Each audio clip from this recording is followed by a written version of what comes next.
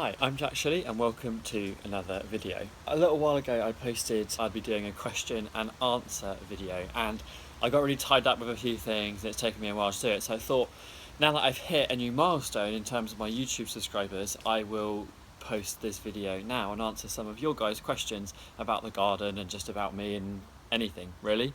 So recently I have hit 1,500 subscribers. I think I'm over that now actually, so thank you very much to all my supporters and all the followers of my channels and all my social media links.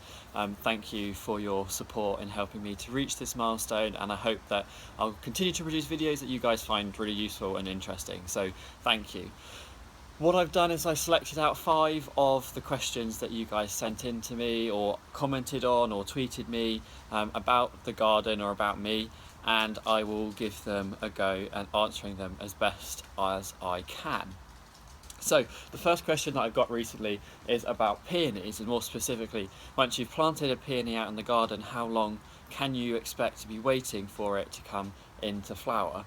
Well, peonies have quite a fussy, I would say, root system. They don't like being transplanted very well, and once they've been taken out of a container or wherever it's been grown and put into the ground, it takes them a little while to get themselves established. I would say somewhere between 3 to 5 years you could possibly be waiting for in the ground once you've planted it, just while they get themselves established, they get themselves going and they get settled. That's when they're flower, when they're at their happiest. Sometimes you'll get flowers before then, and also if you're planting your peony into a container, you'll probably find that you'll get flowers on your peony much quicker than if you've transplanted it out into the garden. Next question is, what made you choose a career in horticulture and who inspired you into a career in horticulture? Well, I have always had an interest in gardening from a very young age, since I was about 6 years old.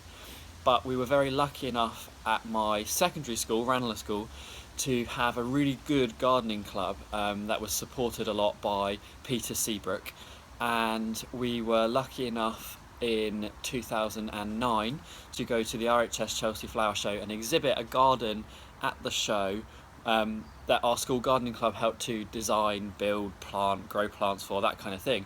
I was very lucky enough to attend the flower show with the school, and when I was at the Chelsea Flower Show, it showed me just how big and exciting the horticultural industry can be. There were so many inspirational people there, so many different types of plants, so many different types of gardens. It was the real, for me, it was the real first kind of instance where I saw horticulture for what it really was, a really exciting, really diverse industry.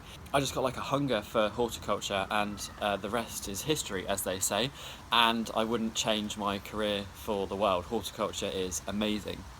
So that's kind of like what made me choose a career in horticulture, and the person that actually inspired me into a career would definitely be Peter Seabrook. He would used to come into school, his daughter was a French teacher at our school as well, so that's where the connection was. So he would come into the gardening club, would talk to us about the plants we were growing, would help us get familiar with what we were growing, obviously helped us with the Chelsea Flower Show, and I still keep in touch with him now, and he is such an inspiration of mine and is the real kind of person I would consider a mentor that's brought me into horticultural retail and that kind of side of things.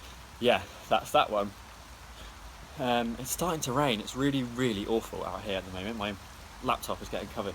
Do you buy plants / seeds / bulbs online, and can you give any advice as to reliable suppliers and any tips before buying? Well, I do buy seeds online. I normally use either Sutton Seeds or Thompson and Morgan. I'd say they're probably my 2 go-to places. The selection of seeds they offer is fantastic, and the quality is always really good. I have had some bad experiences online, but not with sort of like actual seed suppliers, but if you go down the route of buying seeds from people on eBay and that kind of stuff, that's when it can start to get a little bit dodgy. What I would suggest is make sure that you're choosing seeds from a reputable supplier that you know they've been cleaned properly, that aren't going to be diseased, that aren't going to be contaminated with any other seed, that kind of thing. I've never bought bulbs online. I've always liked to go into like garden centres to look at bulbs, because you can never really tell. Bulbs can be quite hit or miss, so I would suggest going into your local garden centre to look at bulbs. This time of year, obviously in the autumn, they've got all of their spring flowering bulbs in stock, so I would suggest going to your local garden centre and check out the bulbs. I don't really have any other tips for buying. Just as I said, make sure to try and avoid using places like eBay with unreputable suppliers, because you get contaminated seed. And I ordered one batch in particular that I thought was one thing, and it actually turned out to be something totally different, and I definitely didn't want it, so I wouldn't advise doing that. Okay, next question. As a lover of plants, do you use weed killers around your yard?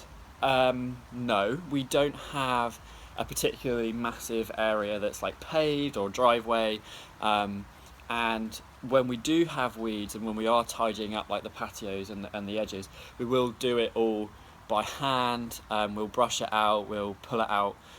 We try and we just don't use it. If for whatever reason, I think when we first moved in, there was a particularly bad area that just needed to be cleared, we would use that, but I personally wouldn't advise using weed killers and stuff. It's always better, unless you've got a really large area, to try and do it by hand. It just benefits the plants that you're trying to grow, and there's no risk of them getting drift onto them and causing them any damage. So I would say that in terms of like weed killers and stuff, I definitely don't use any out here. It's all done by hand. And then last question number 5 for this Q&A video is, I want to plant a country style garden with night scented stocks, phlox, etc. When is the best time to plant it, and any other plants as flower suggestions to put in the bed? Okay, so country style gardens are one of my favourite style of gardens. They're just so nice, they look so natural. You get loads of colours and a whole array of different plants that provide you with interest right the way through the season. Most of what you're going to be putting in there are going to be kind of things like herbaceous perennials. You don't want too many shrubs, though you might want a few just to provide you with a bit of structure in the winter, but mostly it's going to be herbaceous perennials. Now, depending on what aspect your country garden is going to be, full sun, partial shade, whatever, there is a whole massive array of plants that you can choose from. It really just comes down to personal preference.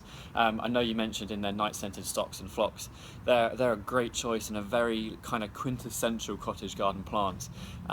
To go along with those kind of things, you could have like astilbes, like achillea. You could go for some diorama, angel's fishing rods, sedums for a bit of late summer, early autumn interest, thalictrums, heucheras. There's loads. There's a whole massive list. It just really work out what position you're going to be putting your plants in, and then choose accordingly depending on what your colour palette is going to be, that kind of thing. There are really good, nice looking options. Things like echinaceas as well are really colourful and go right the way through the season. As I said, most of what you're going to be choosing are herbaceous perennials, so the best time to plant those is either early in the spring, so kind of from like March to May, or in autumn, so kind of from September to end of October, while the soil's still warm and moist but it's not frozen. There's no reason why you couldn't buy herbaceous perennials in the summer, but just be aware you just got to be really on top of the watering, because the ground is very dry at that time of year. You just need to make sure, in order for them to get established properly, that you're watering them frequently. What you'll probably find as well is that most garden centres won't stock the plants you want at either of those times of year. It'll be when they're in flower, when they're looking good. Most garden centres and retail establishments will have them at that time, as opposed to when you're technically supposed to plant them. And as I said, there's no reason why it's a bad thing to buy them at that time of year. Just make sure you keep on top of the watering. The only time you really don't want to be planting is in the middle of the winter, when it's snowy, cold and frosty, because they just won't establish and you'll just be wasting money. So don't bother if the ground is frozen in the winter. I hope that's been helpful to those questions. I'd like to do another Q&A session really soon, so keep your eyes peeled for that, and I'm happy to answer any questions, whether it's about like my horticultural career, my interests, a specific plant, pruning, tidying, jobs for the month, whatever it is. Just make sure when I post those things you pop a comment in, or you send me a message, or you tweet me, whatever it is, and I'll be happy to answer them. Make sure you hit that subscribe button so you don't miss out on any of my future updates, and also be sure to keep an eye on my social media links. Everything you need is in the box below. Thanks again for watching, and I'll see you next time.